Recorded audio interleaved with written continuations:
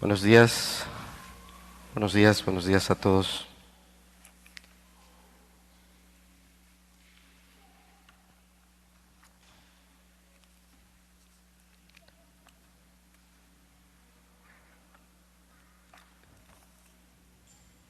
La semana pasada nuestro hermano César nos estuvo compartiendo acerca de la educación que glorifica a Dios. Por la tarde estuvimos compartiendo acerca de escuela cristiana. Gracias, mamita.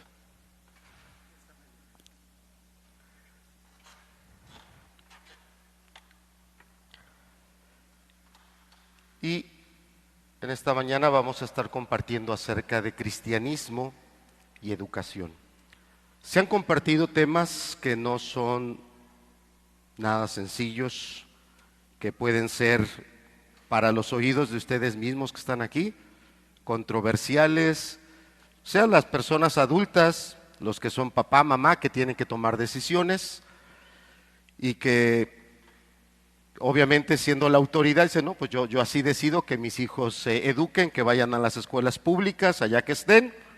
Bueno, hubo un tema que claramente con la palabra se hablaba y se decía que las escuelas públicas no son para los hijos de los cristianos. Puede ser que la hayas oído y digas, bueno, eso piensan ustedes, pero yo voy a seguir por donde voy. Para nuestros jóvenes que están aquí, que están yendo a diferentes instituciones educativas, también es interesante para ustedes, ¿verdad? O importante para ustedes el considerar toda esta temática y cuál es el objetivo de la educación. Pero también hay varios hermanos que son maestros. Y también para ustedes entiendo que no es sencillo ser maestro. Entiendo lo complicado que es teniendo un compromiso, ¿verdad? Y además no es un compromiso, es un mandato de Dios. 6 días trabajarás y a través de esa obediencia a ese mandamiento, ¿verdad? Trabajando, suplir necesidades, apoyar a sus padres, pero enfrentarte con todo este tipo de sistemas, de leyes que están entrando en vigor. Entonces no solo son padres los que tienen que tomar decisiones y agarrarse bien de Dios, cualquiera que sea la decisión que tú tomes, cualquiera que sea la decisión que tú tomes.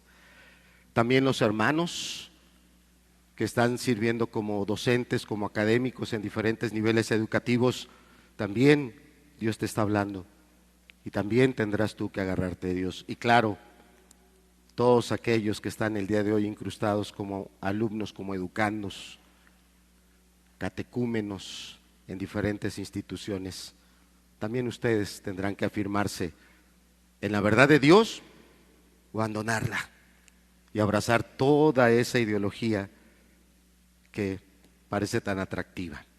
Hoy vamos a estar hablando de cristianismo y educación, porque en la mente de nosotros las personas creemos que Dios, iglesia, solo es aquí, solo en estos espacios, que esto es lo religioso, que una vez que salimos del portón y salimos de estas instalaciones, todo lo demás allá afuera es secular, y así se habla el día de hoy. El pensamiento cristiano, el pensamiento religioso y el pensamiento secular, pensando que son dos áreas distintas, ¿verdad? Una es el área de Dios y otra lo que Dios no se mete, ni yo tengo por qué sacar ahí a Dios. Probablemente a varios de nuestros jóvenes, si vinieran tus compañeros de escuela y te vieran ahorita sentado aquí con una Biblia, cantando cantos y parándote y sentándote, a lo mejor algunos se abrirían los ojos y dirían, ¿a poco tú vas a la iglesia? ¿A poco tú eres cristiano? Porque hay una disociación, o sea, pensamos que cristianismo es en un lugar y allá afuera es otra cosa, lo que comúnmente se llama secular, hablando o pensando que ahí Dios no se mete o Dios no tiene nada que ver. Y por eso pensamos que las escuelas son punto y aparte de mi cristianismo. Y muchos pensamos, yo aquí le enseño a mi hijo, yo aquí le instruyo, yo aquí le digo que es bueno, yo aquí le digo que es malo, yo aquí le digo cómo se debe portar. Y yo confío en que él allá lo va a obedecer, que él se va a comportar no tienes ni idea de todo lo que tu hijo va, o ya está pasando, o va a estar pasando, o ya ha pasado.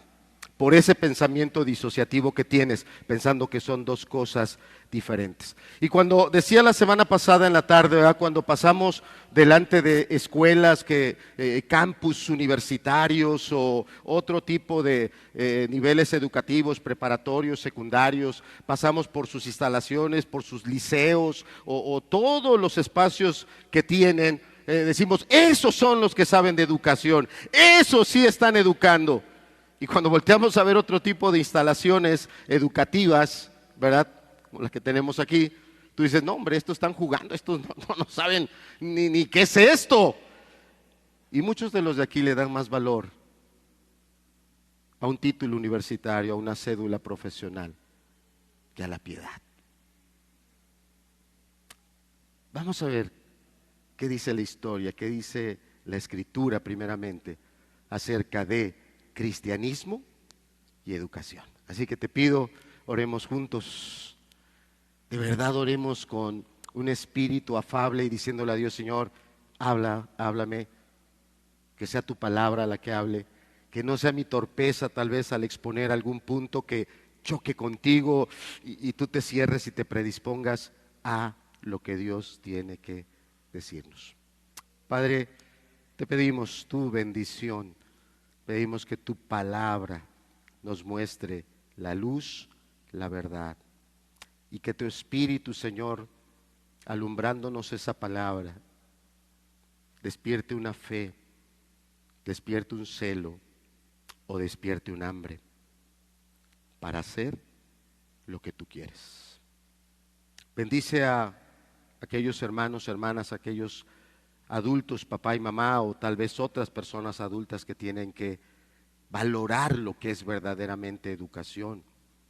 Bendice a aquellos hermanos maestros, afírmalos en tu gracia, en tu palabra, para que sean instrumentos para tu gloria.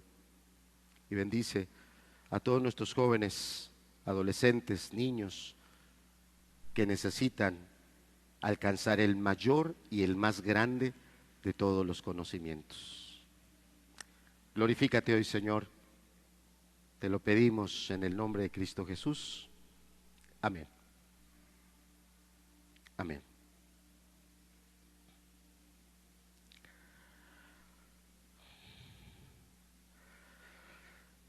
Dice en el libro de los Hechos, si me acompaña, y va a estar la diapositiva ahí, en el libro de los Hechos, en el capítulo 4, en el verso número 13, hablando de estos creyentes, estos cristianos, a los cuales el Señor Jesucristo les dice que no se movieran de Jerusalén, que esperaran ahí hasta que fuesen investidos de poder, que recibirían al Espíritu Santo, y una vez recibido el Espíritu Santo, ellos le serían testigos. Y dice el texto ahí en el libro de los Hechos, capítulo 4, verso número 13. Entonces, viendo el denuedo de Pedro y de Juan, y sabiendo que eran hombres sin letras y del vulgo, se maravillaban y les reconocían que habían estado con Jesús.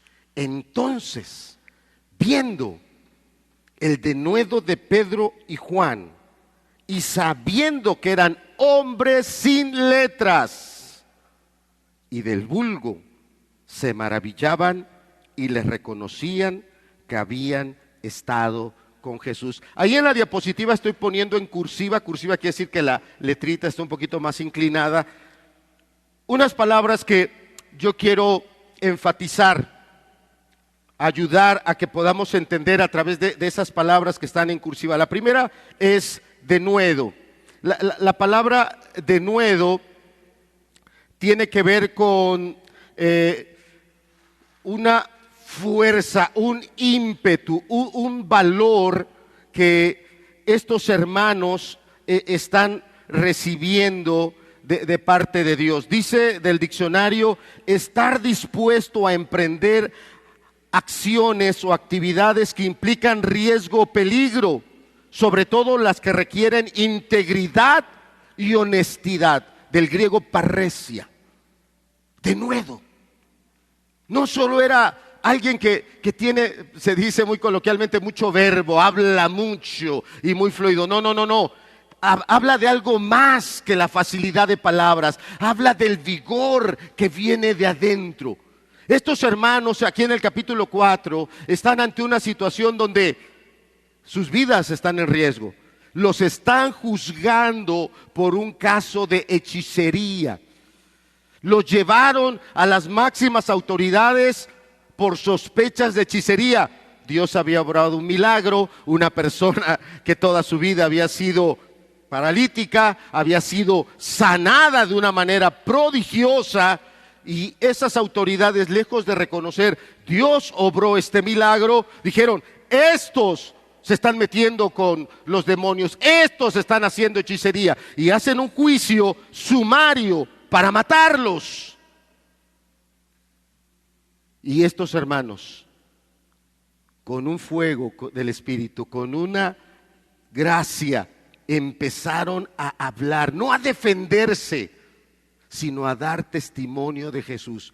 De tal manera que ese Sanedrín, esos 70 más el sumo sacerdote, quedaron sorprendidos, espantados sería la palabra más correcta, porque mostraron un denuedo, una firmeza, un valor, un arriesgue ante una situación que demandaba honestidad e integridad. La siguiente palabra dice que sabían que eran hombres sin letras. Esta palabra dice, el diccionario dice que eran personas que o no sabían leer, o no sabían escribir, o tal vez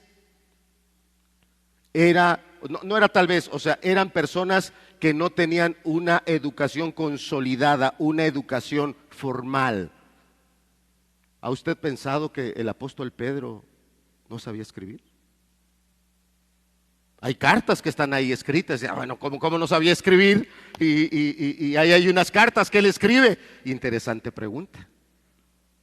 El punto es que no tenían una educación formal. El grupo que los estaba juzgando eran personas que habían pasado toda su vida en instituciones académicas de esos días allá en Jerusalén, y que estaban reconocidas plenamente sus credenciales, y que cuando voltearon a ver a estos hombres sencillos decían: estos no tienen educación, estos no tienen letras. Siguiente palabra dice que eran hombres sin letras, y fíjate, esta palabra dice del vulgo. Esa palabra del vulgo viene del griego idiotes. Tal vez en el español la palabra es muy fuerte. Muy fuerte. ¿Qué significa eso?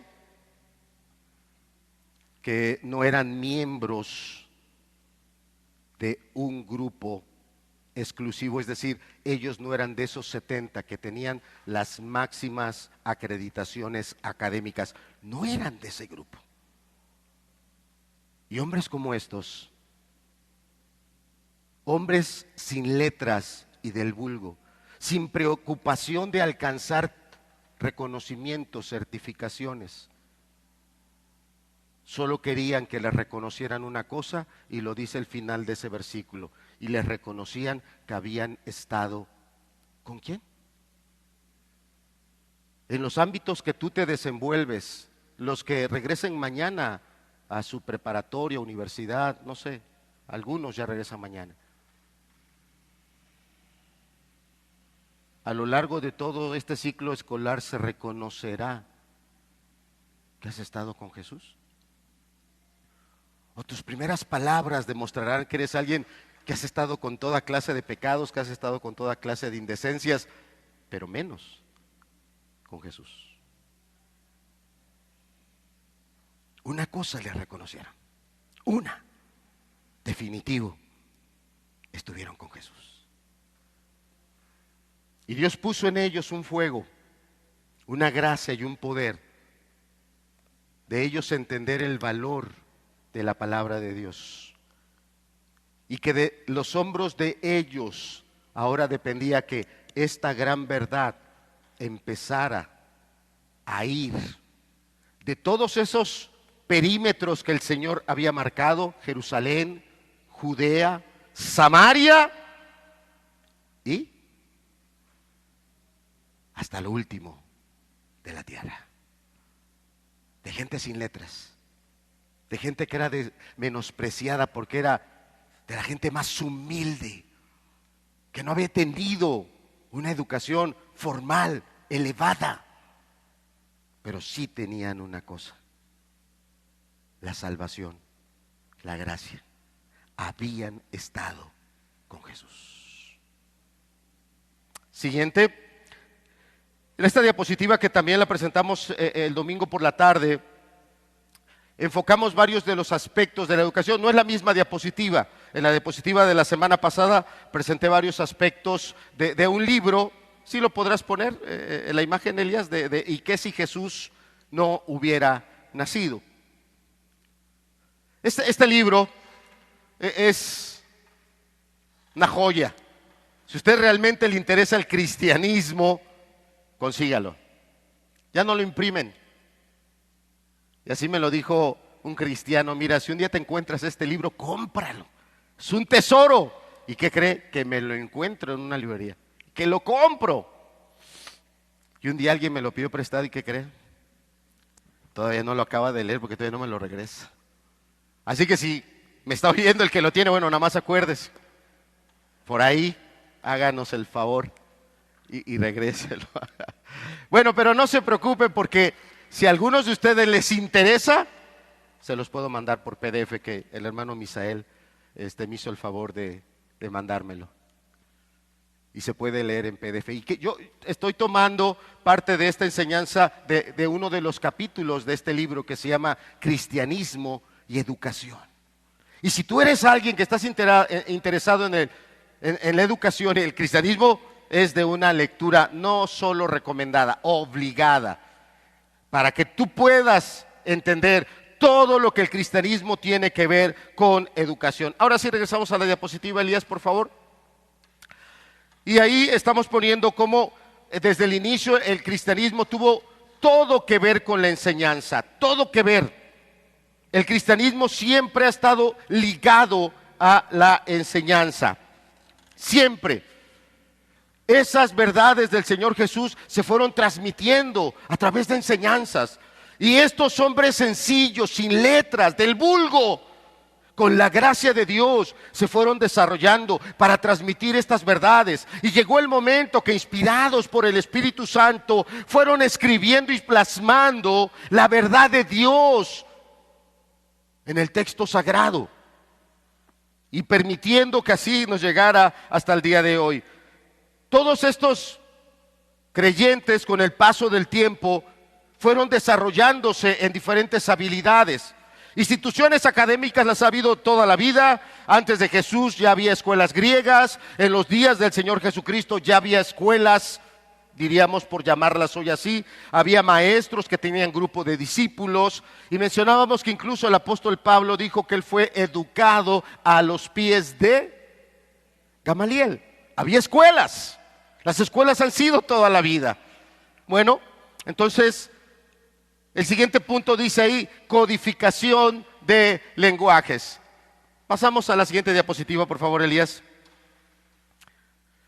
Aquí tenemos a dos creyentes: Cirilo, nacido por ahí del año 869 de la era cristiana, después de Cristo, y otro hermano creyente también, Metodio, nacido en el año 885 después de Cristo.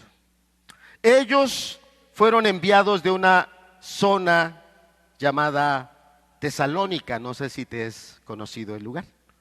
Bueno, a otro fueron de ese lugar de Tesalónica a otro lugar donde querían llevar la palabra de Dios, una zona llamada Moravia. No sé también si has oído un poco de ese lugar. Y si no lo has oído, bueno, es que tal vez te necesitas conocer más del cristianismo. introducirte más para poder entender. Bueno, es que estará hablando el hermano Alex, Tesalónica, Moravia. Bueno, déjala. Estos dos hombres, ¿verdad? Ya tiene el nombre para sus siguientes hijos, Cirilo y Metodio. Y bueno, si no los quiere para sus hijos, puede ser para sus nietos, no pasa nada. Estos hermanos fueron enviados a evangelizar, dice, la Europa del Este. Introdujeron la idea revolucionaria de que Dios debía ser alabado. ¿Qué dice el final de la diapositiva? Todas las lenguas. Ellos conocían el evangelio. Ellos, por esa luz que Dios había puesto en ellos, y más en la zona donde ellos conocieron del Señor, en Tesalónica, entendieron que era momento de ir hasta lo último de la tierra y llevar el evangelio. Y llegan a una zona donde empiezan a escuchar un idioma que no tenía escritura. Tuvieron que empezar a aprender un idioma. ¿Y qué cree? Ponnos la siguiente, por favor, el alfabeto cirílico. ¿Sí estoy bien? Y tú dirás, pues en su casa lo conocen, hermano, porque a mí en la primaria no me lo han enseñado. Sí, no, acá no se va a enseñar. De este alfabeto, quiero decirte que en la actualidad se comunican 200 millones de personas en más de 100 idiomas. Y cuando tú sacas a Dios de la educación, no estás teniendo ni conciencia de cuánto el cristianismo ha ayudado a la humanidad a entender su propio idioma. Porque Cirilo y Metodio llegaron a un lugar donde sí la gente hablaba, pero no tenía escritura su idioma. Lo aprendieron, lo dominaron y ellos desarrollaron este alfabeto, el alfabeto cirílico, que hasta el día de hoy se ocupa. Y ha sido impresionante lo que te voy a decir. No por lo que diga yo, olvídate lo que yo diga, no soy nada. Ha sido utilizado por naciones que no han querido creer en Dios, como Rusia. Y la Rusia socialista, comunista, durante muchos años estuvo educando en sus escuelas con el alfabeto procedente de 2 cristianos. Tremendo. Y que tú me digas que la iglesia se tiene que quedar aquí, que tú me digas que la iglesia no tiene que ir a las escuelas, es que no conoces lo que Cristo ha hecho por el mundo. No tienes idea. Puedes ver hoy las flotas aéreas de los aviones allá de Rusia con sus emblemas Aeroflot escritos con el alfabeto cirílico. Y así podría yo seguir hablándote de muchos lugares más a donde han ido misioneros y lenguajes que la gente domina pero que no escribe. Esos misioneros se han dedicado a aprender, a dominar y a empezar a darle forma, molde y escribirlos. Siguiente diapositiva, por favor, es los datos. Sería buenísimo que lo escribieras. Alfabeto cirílico. En la actualidad 200 millones de personas, representando más de 100 idiomas, se comunican mediante el alfabeto de Cirilo o cirílico. Tremendo. Tremendo. ¿Y tú crees que Dios no tiene nada que ver con educación? Bueno, otro de los puntos que habíamos marcado en esta diapositiva, ya vimos la codificación de lenguajes. Ahora vamos a ver un poquito de la educación en Estados Unidos. Siguiente diapositiva. Estados Unidos fue colonizado por personas que venían de Inglaterra. Eran creyentes, puritanos se les decía a algunos de ellos, pilgrims. Llegaron más o menos ahí en un lugar que, bueno, la historia registra como Plymouth, por ahí del año, algunos dicen 1620, he leído algunos otros y dicen 1630. Bueno, en algún momento llegaron estos, gracias, lo ampliaste, llegaron estos peregrinos. Vamos a dejar una fecha un poco tardía, si le parece, año 1630, ¿sí? Año de 1630. Para el año de 1642, unos 12 años más adelante, este grupo de peregrinos, de colonizadores que venían de Inglaterra, ya habían tomado acuerdos, ya habían hecho grupos gubernamentales o pequeños gobiernos, y dentro de las leyes que ellos ya empezaban a respetar y a difundir, estaba que toda colonia donde ya hubiese más de 50 familias, se levantaran escuelas, no públicas, se levantaran escuelas y la misma comunidad, o en este caso los ayuntamientos, los gobiernos, sustentaran a ese maestro o a esa maestra para que esos niños fueran educados. ¿Y sabe cuál era el propósito de la educación en esos primeros años de la colonización, verdad? A lo largo y ancho del vecino país del norte. Dice, para que conozcan la escritura por sí mismos. Para que esos niños, niñas, crecieran conociendo a Dios a través de la escritura, a través de la palabra. Y durante todas las generaciones que siguieron, estos colonizadores se dedicaron a establecer esas escuelas, y ahí lo puede usted leer en este libro que le digo, que se llama ¿Y qué si Jesús no hubiera nacido? Y en el año más o menos de 1647 escribieron un acta, lo pusieron por escrito, y ese acta ahí está, es algo histórico, y es el acta del antiguo engañador. Está hablando de Satanás. Y está refiriendo que precisamente si algo quiere Satanás es que usted no conozca la Biblia, que usted no conozca la palabra de Dios, y que en usted esté cualquier otro tipo de conocimiento, pero que no sirve de nada ante las verdades eternas. Desde 1642 a 1647 fundan las escuelas, ponen leyes y lo dejan por escrito en un acta que se llama el Acta del Antiguo Engañador. Y durante muchos años la educación en todas estas colonias y de todos estos colonos era en escuelas que no eran del Estado, eran de los padres, eran de la comunidad. Podríamos llamarlas escuelas particulares, y que el único objetivo era enseñar la palabra de Dios. Siguiente diapositiva, por favor, Elías. Es una niña leyendo unas lecturas estamos hablando de la educación en Estados Unidos. Estas se llama lecturas eclécticas de McGuffey. Por ahí de los 1800, ya hablamos de la colonización, 1620, 1630, empiezan a fundarse escuelas con el único objetivo que los niños puedan leer y conocer a Dios a través de la lectura de la Biblia.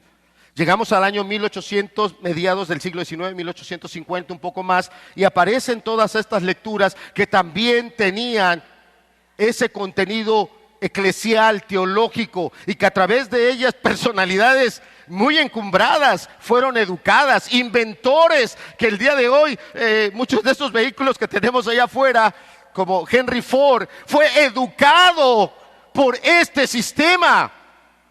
Y tú dices, ¿qué tiene que ver la educación conmigo? Yo quiero mi carro último modelo, mi superdeportivo, y quiero andar de aquí para allá. Y no tienes idea de cuánto te ha bendecido Dios a través de la educación, con tantas y diferentes personalidades. Y de hecho en aquellos años este hombre Henry Ford, usando de sus recursos, mandó a hacer una publicación conmemorativa en agradecimiento, una publicación conmemorativa de las lecturas eclécticas de McGuffey. Durante muchos años la educación en Estados Unidos fue por las familias y fue en escuelas cristianas. La educación pública que inició allá en Estados Unidos fue en el 1830. 1837. Desde la colonia hasta el 1837, más de 200 años, la educación fue cristiana. Siguiente, por favor.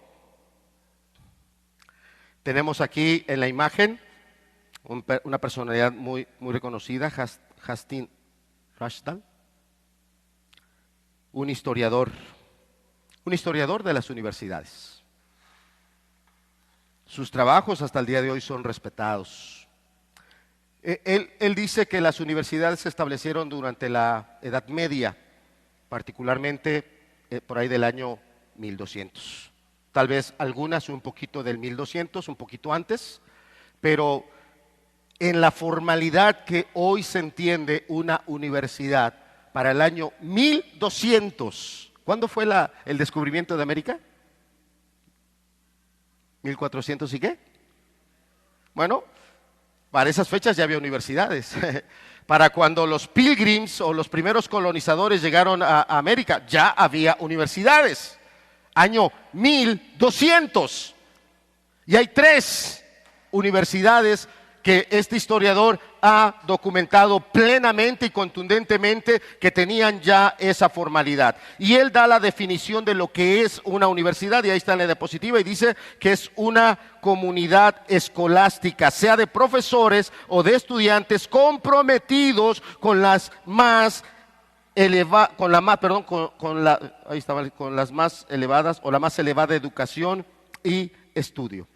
Hay un error, perdón, es mío. Es una comunidad escolástica. La palabra escolástico tiene que ver con disciplina, con rigidez, con esfuerzo. Es lo que tiene que ver la palabra escolástico. Para el año 1200 había 3. Siguiente diapositiva. ¿Cuál? A mí. Sin miedo, sin miedo. ¿No te oí? ¿No oigo? Te adelantaste, hermano. Nada más esta. Pero tiene toda razón. Estamos viendo en la diapositiva la Universidad de Oxford.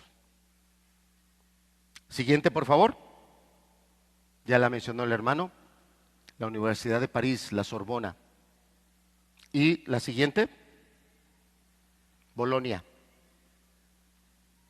Para el año 1200, algunas son un poquito más antiguas.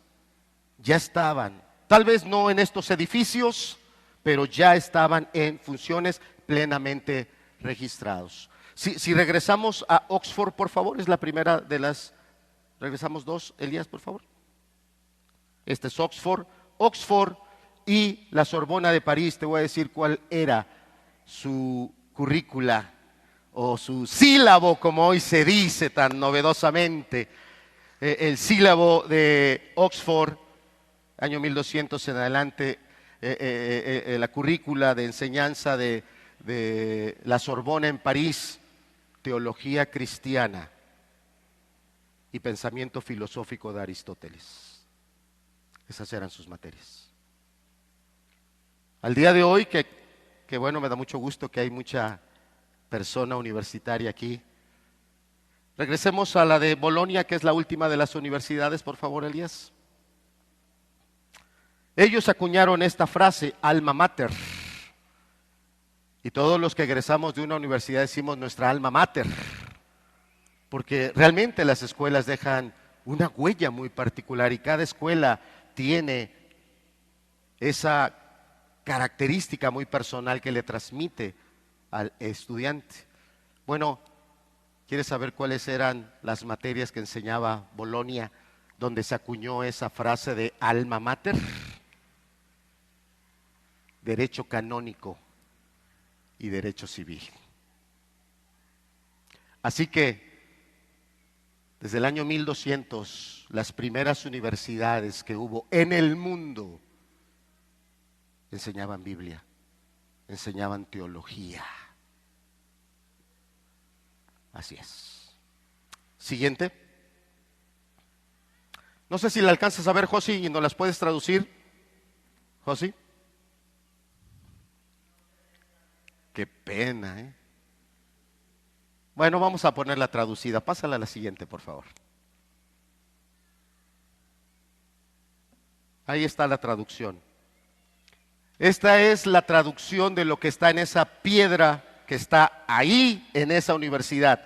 La primera de toda América Latina. Y el día de hoy, de acuerdo a las calificaciones más elevadas que se le hacen, ¿verdad? Todos los que somos de la UAP, bueno, no sé la UAP en dónde está en esa calificación, pero muy buena la UAP. Bueno, esta universidad es la número 1 en esta calificación de todo el mundo. Y yo quiero leerte cuando fue fundada en el año, aquí en América, en el año de 1636. Luego que Dios nos trajo a salvo a Nueva Inglaterra y hemos edificado nuestras casas, provisto las necesidades para nuestro vivir, formado lugares adecuados para la adoración y establecido el gobierno civil, una de las próximas cosas que hemos deseado y procurado ardientemente es obtener conocimiento avanzado y perpetuarlo para la posteridad. Tenemos temor dejar a las iglesias un ministro ignorante cuando nuestros actuales ministros descansen en el polvo. Pon la siguiente diapositiva. Yo creo que ya sabes de cuál te estoy hablando. El sueño de todo universitario. El sueño. Harvard. Fundado, recuerda que los peregrinos llegaron entre el año 1620, tal vez 1630. Harvard fue fundada en 1636. Ha tenido diferentes nombres.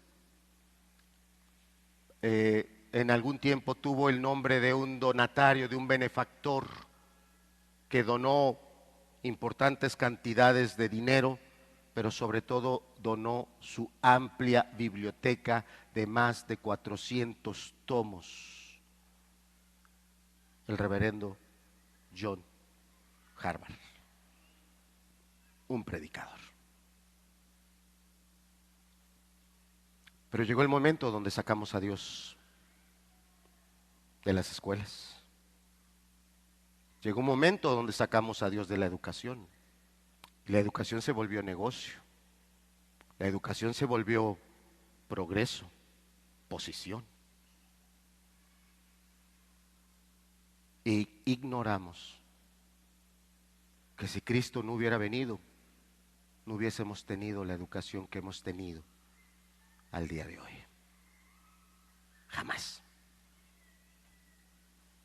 Jamás la hubiéramos tenido. ¿Qué palabras y han quedado en la piedra? Ponnos la diapositiva 2 atrás, por favor, Elías. Si algún día usted va por estudios, de paseo, busca esta piedra fundacional y conmemorativa. La pusieron aquellos que levantaron esta institución. Tenían un gran temor. Tememos dejar a las iglesias un ministerio ignorante, ministros mal preparados. Harvard preparaba predicadores, preparaba pastores.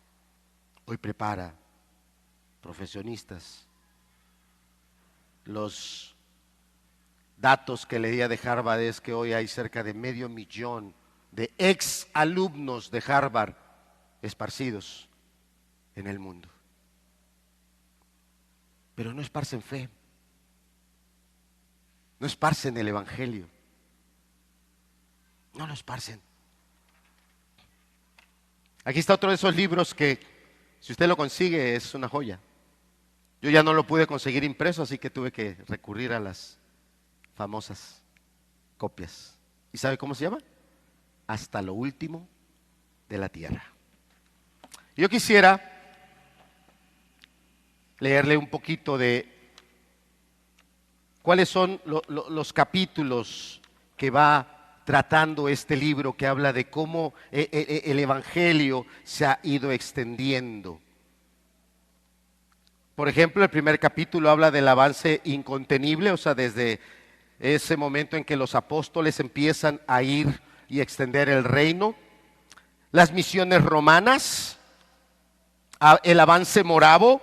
Hablábamos de 2 discípulos que fueron de Tesalónica a esa zona de Moravia, desarrollaron un alfabeto y a través de ese alfabeto se educaron y el día de hoy se comunican en más de 100 idiomas, por lo menos 200 millones de personas. Aquí está hablando de cómo se extendió el evangelio en esa zona de Moravia. Las misiones norteamericanas, todo lo que estamos hablando ahorita de la colonización también tiene que ver con misioneros que llegaron. La segunda parte de este libro habla de el evangelismo en Asia Central Meridional, África, el cementerio del hombre blanco, cuando los misioneros empezaron a llegar a esas partes de África.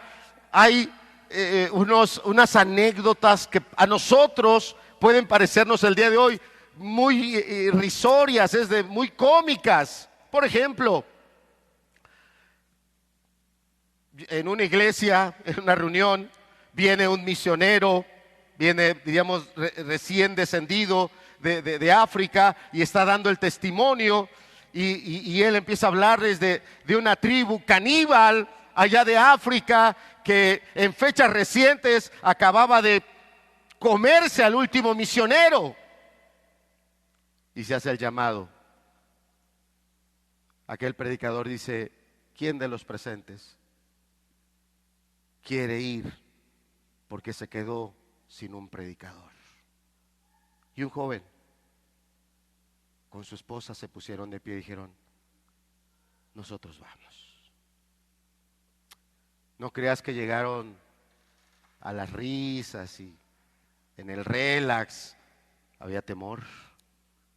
Ya cuando se instalaron en esa pequeña casita, veían cómo aquellos nativos los rodeaban y siempre los estaban acechando. Aquel misionero, su familia siempre tomaban precauciones para no ser los próximos en la cena. Pero un día se les acabó el agua. No había agua. Y qué problemas cuando no hay agua, ¿verdad? Más en lugares donde hace calor, como África. Y bueno, el misionero tuvo que tomar valor, salir y empezar a cavar un pozo y andarse cuidando. Y claro, conforme el pozo se iba haciendo más hondo, pues la preocupación era más porque ya no veía a los nativos. Pero a los nativos les empezó la curiosidad y empezaron a llegar a ver al hoyo y lo veían con desconfianza y se acercaban y aquel hombre pues seguía en su excavación, profundizando. Los nativos empezaron un poco a interactuar con él empezó a dominar un poco el idioma de ellos, hasta que llegó ese día en que el misionero golpea el piso, hace una pequeña perforación y empieza a brotar el agua. Y él sale del pozo porque el pozo se empieza a llenar de agua y todos los nativos se quedan espantados viendo el agua. Y es que nunca se bañaban. No, sí se bañaban, o sea, sí la conocían. Pero en su ideología de ellos decían que los dioses de ellos traían el agua de arriba. Nunca habían conocido un dios que el agua la sacara de abajo. Por consecuencia le dijeron: tu Dios es más poderoso que el nuestro, háblanos de tu Dios. Y no se lo comieron, los evangelizó. Como te digo, puede ser una lectura cómica, pero lo cierto es que muchos dieron su vida. Y sigo leyendo. La parte 3 habla de aquellas jóvenes solteras, las misioneras solteras, respondiendo al llamado. Mira, para los estudiantes hay un capítulo muy bonito aquí. Los voluntarios estudiantiles, dejando atrás el prestigio y la riqueza.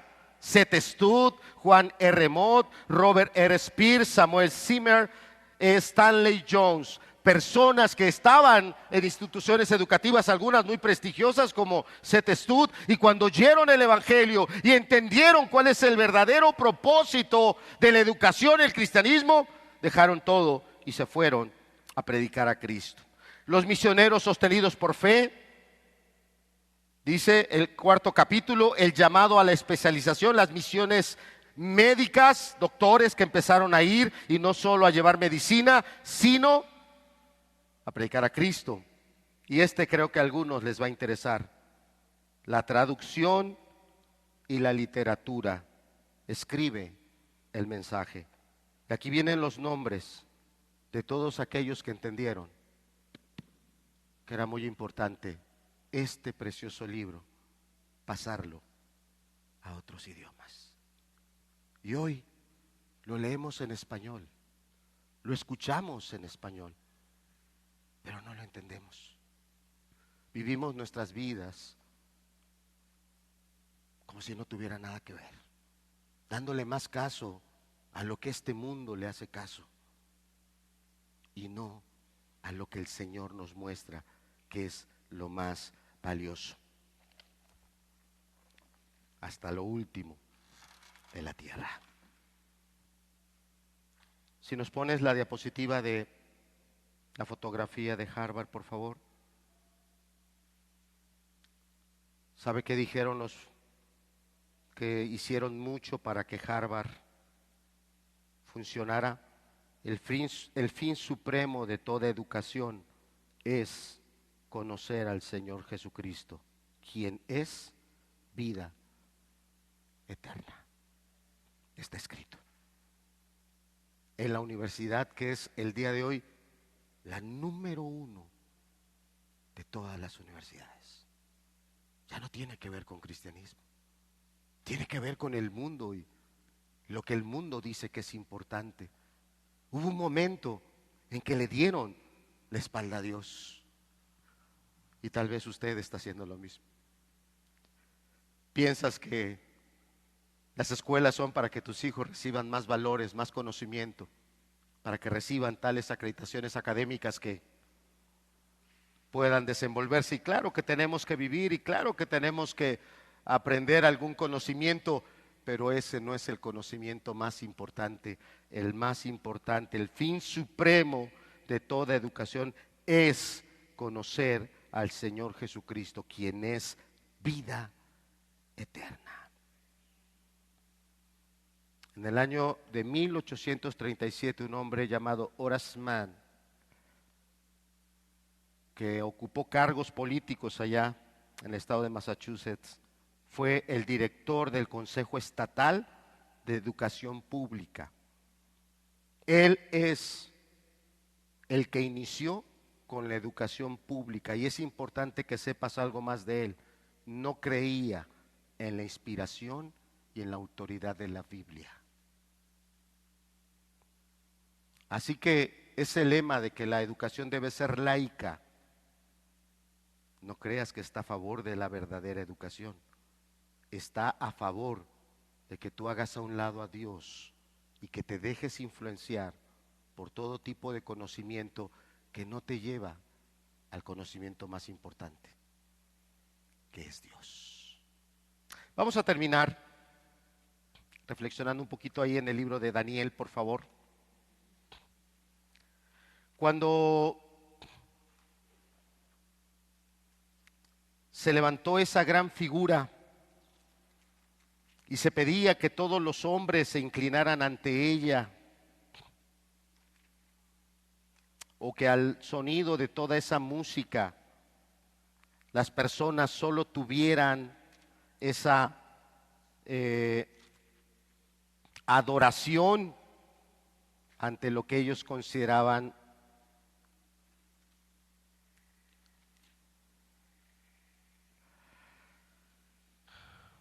Este es en el capítulo 9 de Daniel.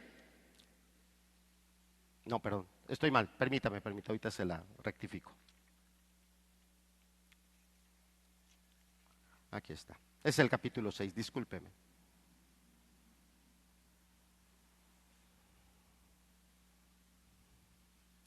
Daniel capítulo 6,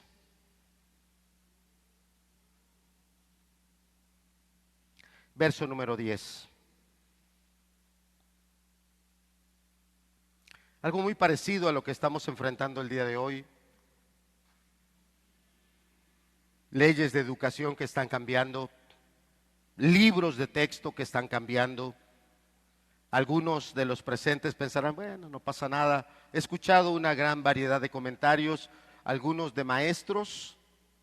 Algunos maestros dicen, ay, ¿por qué se espantan con los libros? No pasa nada. Los maestros vamos a hacer lo que siempre hemos hecho. No les vamos a hacer caso a los libros y cada quien va a enseñar lo que ya sabemos que necesitan aprender. Es lo que ellos dicen. No sabemos si eso sea lo que va a pasar.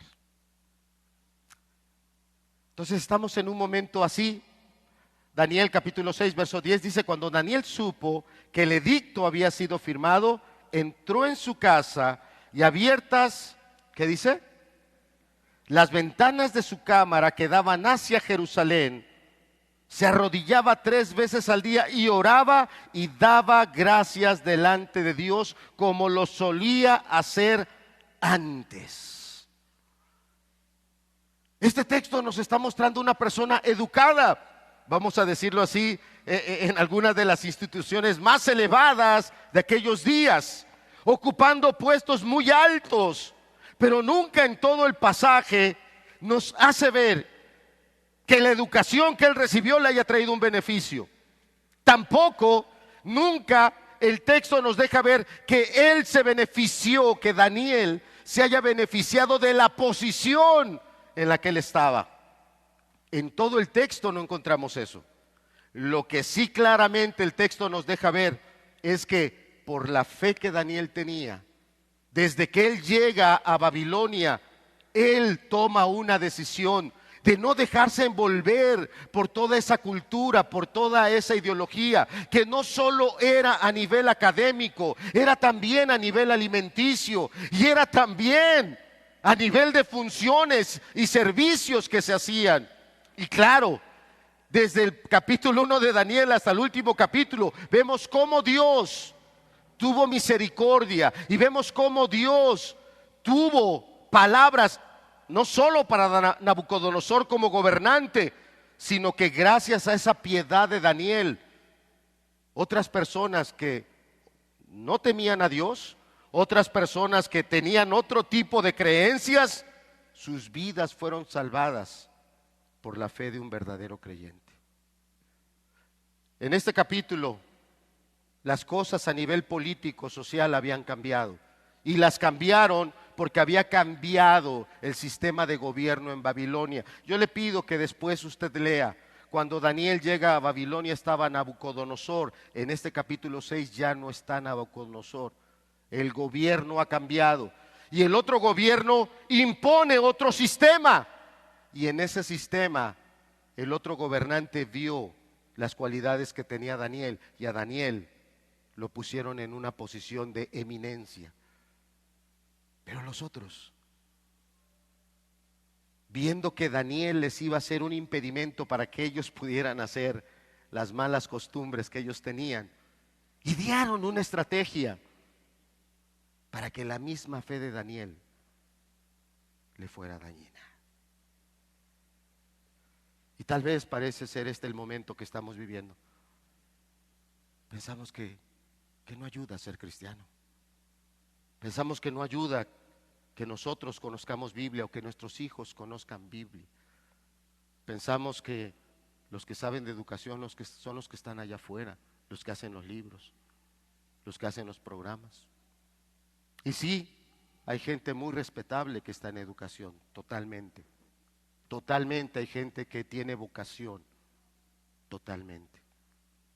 Pero toda educación que no lleva a una persona a entender que hay un Dios y que esa persona necesita conocer a ese Dios, ya lo lleva por un camino que no es bueno. Y por eso la palabra dice que hay caminos que al hombre le parecen buenos, educados, profesionales, redituables, pero la palabra dice que su fin es camino de muerte. Y la misma palabra te va a desafiar en todas las áreas. Hay un solo versículo que hoy nos desafía. El principio de la sabiduría es el temor de Jehová, y el conocimiento del Altísimo más. que todas las cosas. Toda educación que no nos lleva aquí, tendrías que pensarla.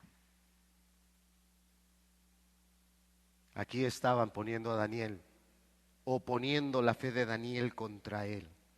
¿Qué hizo Daniel? Acompáñame otra vuelta. Verso 10. Cuando Daniel supo que el edicto había sido firmado, entró en su casa. ¿Y qué dice que hizo? Abrió ventanas, abiertas las ventanas de su cámara que daban hacia Jerusalén. ¿Qué hizo? Él siguió haciendo lo que él hacía. Al único que él iba a adorar, ¿a quién es? Es a Dios.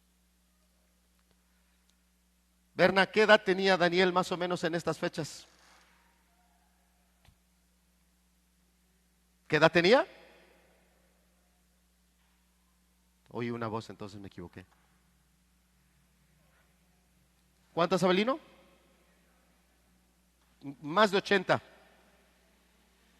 Algunos lo calculan entre 86 años. Un venerable anciano.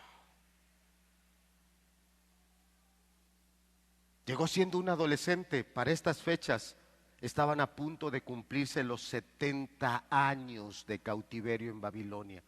70 años había servido a esta nación, sea quien sea el gobierno. Estaban los caldeos, habían llegado ya los medos, los gobiernos habían cambiado. 70 años había servido él ahí. No se sabe de beneficios que él se hubiera acomodado, no le interesaba. ¿Y sabes por qué no le interesaba a Daniel ninguna prosperidad social, política, económica? Porque desde el principio que él llegó a Babilonia, Dios le permitió interpretar un sueño, uno solo, que Dios le dio a Nabucodonosor.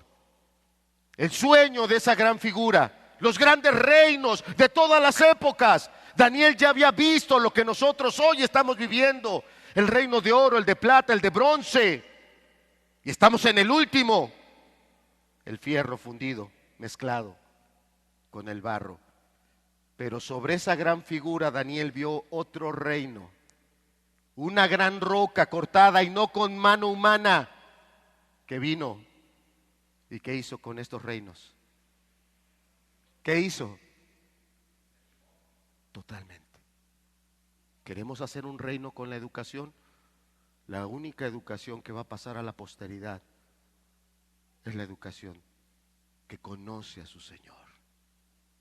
Todo lo demás va a pasar. Yo no digo que no estudies. ¿Cuál es el propósito de tu estudio? ¿Glorificar a Dios? Yo no digo que no vayas a instituciones, en este caso a ese rango.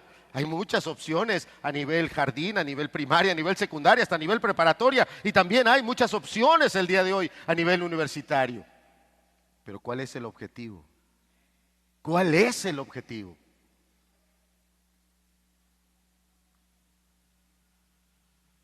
A mí, de esto que he estado preparando para compartirte, lo que así fue como un golpe de hacha en mi cabeza, fue leer de estos dos misioneros, Cirilo y Metodio. Cómo aprendieron un lenguaje que no tenía escritura, cómo lo dominaron, cómo desarrollaron un alfabeto. ¿Cómo necesitamos hoy desarrollar el lenguaje de Dios? Desarrollar el lenguaje de la verdad, desarrollar el lenguaje de la gracia. ¿Cómo necesitamos primero ser alumnos si en algún momento queremos que Dios nos use como maestros? Ha habido ocasiones en las que siempre he estado agradecido con la educación que me dieron mis padres, muy agradecido.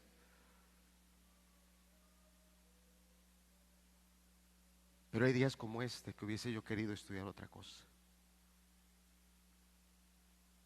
Cosas que tuvieran que ver con las lenguas, con las traducciones. Siempre he tenido una afinidad por los idiomas. Pero no para que me llame políglota.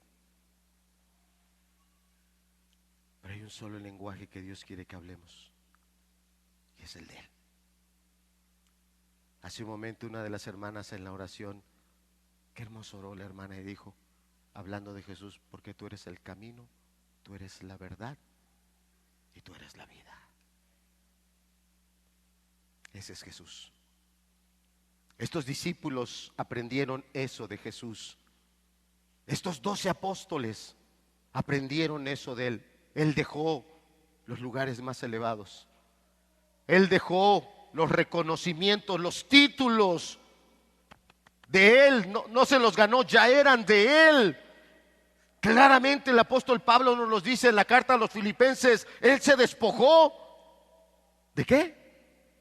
De todo. ¿Y cómo miraba el apóstol Pablo después todos esos títulos que él había logrado? Académicos, posicionales, sociales, religiosos, antes de ser cristiano. ¿Cómo los miraba? Como nada, como nada. Y él decía que tenía solo un deseo. El más grande que tenía el apóstol Pablo era el conocer al Señor Jesucristo.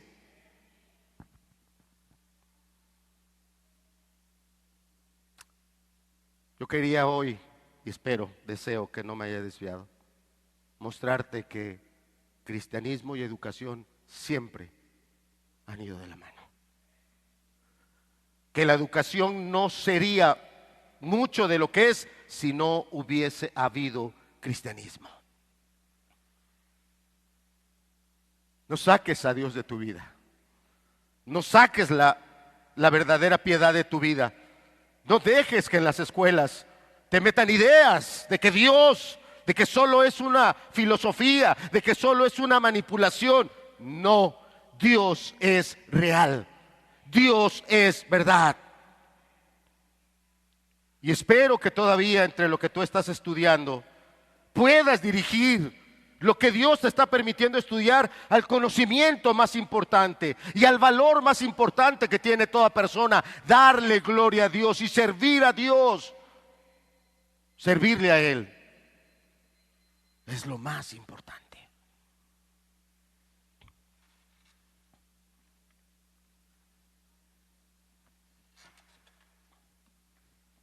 Quiero terminar con estos libros, porque no podemos hablar solo de, es suficiente hablar con la traducción de la Biblia.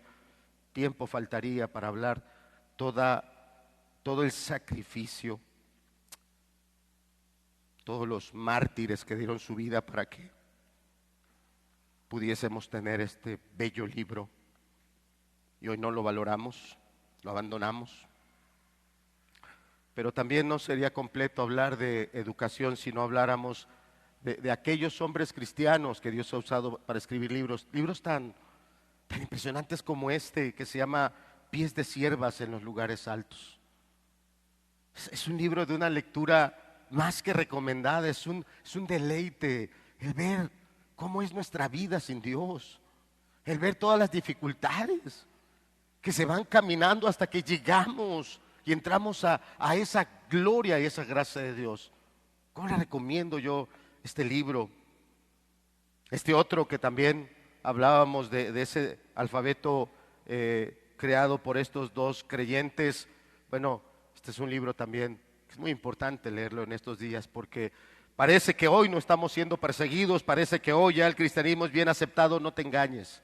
Hoy más que nunca el cristianismo está siendo perseguido, y más que nunca, no solo de las escuelas, desde el año de 1800 y tantos sacaron a Dios, no, lo más grave es que lo estamos sacando de nuestras propias casas, y en nuestras propias casas no le estamos dando el valor a la educación de Dios, no se la damos. Richard Umbran escribe este libro, Torturado por Cristo, también. Es impresionante leer, por ejemplo, testimonios como el de una mujer que por ser creyente es metida en una cárcel de hombres, y ella misma narrar cómo todos los días venían y la violaban, todos los días venían y la violaban, por una fe, por una fe. Y hoy nos pesa a veces llegar a una reunión, hoy se nos hace pesado tomar decisiones acerca de la educación. deberías de leerlo.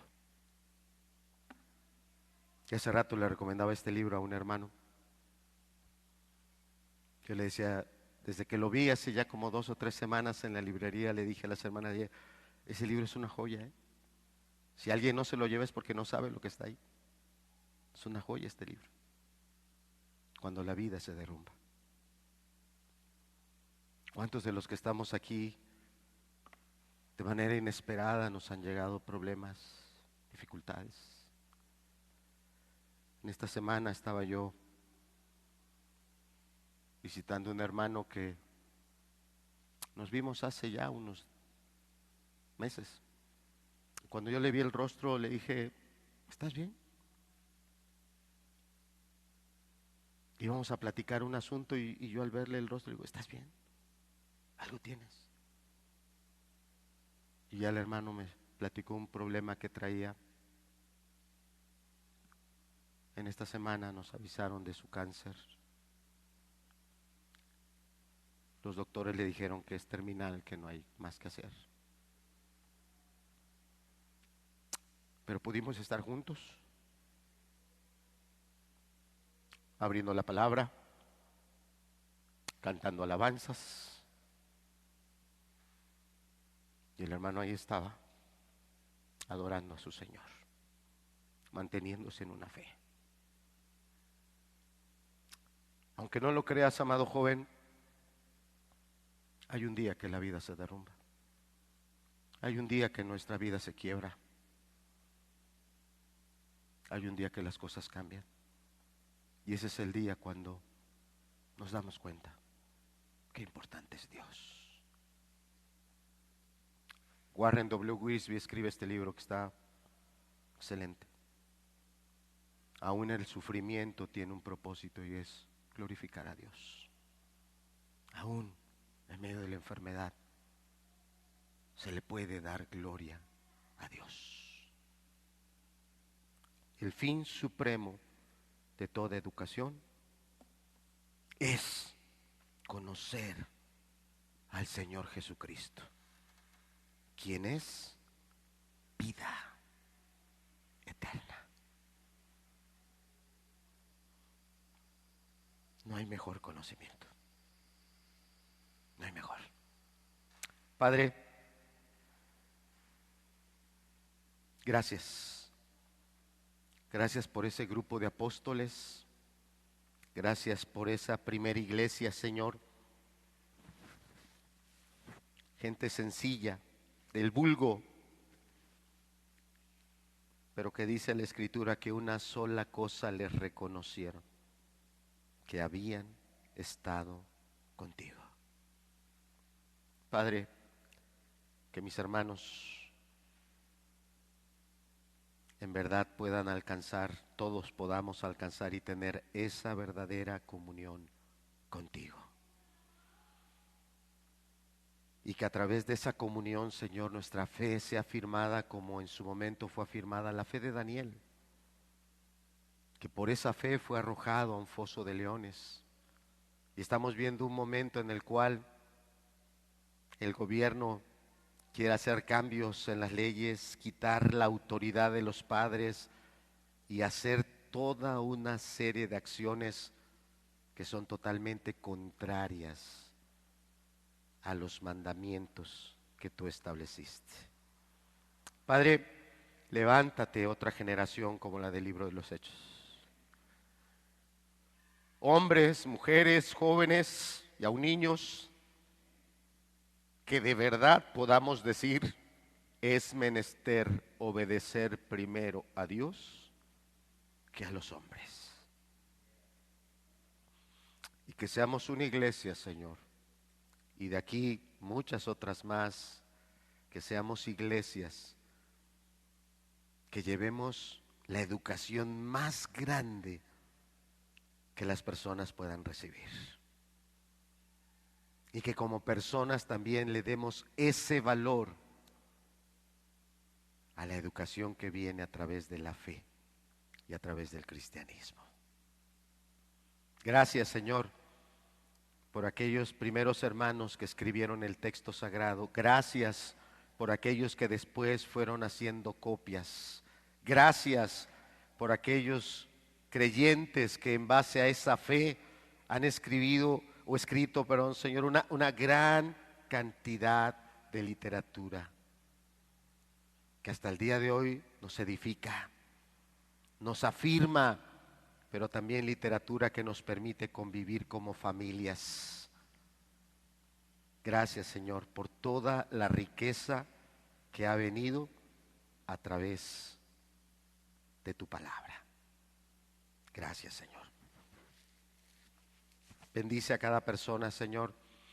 En esta semana, algunos de nuestros jóvenes regresan a clases. Afírmalos en una fe genuina, Señor. Afírmalos. Dales gracia para entender y discernir todas aquellas cosas que solo corrompen, que nada bueno tienen. Dales carácter para mantenerse íntegros, porque tú pediste eso, Señor. No pediste que nos sacaran del mundo, sino que nos guardaras. Guárdalos, Señor. Y aquellos hermanos que están tomando decisiones sobre la educación de sus hijos, también afírmalos, Señor. También afírmalos, porque no es un compromiso para un mes, unos meses, debe ser un compromiso de por vida y permanente.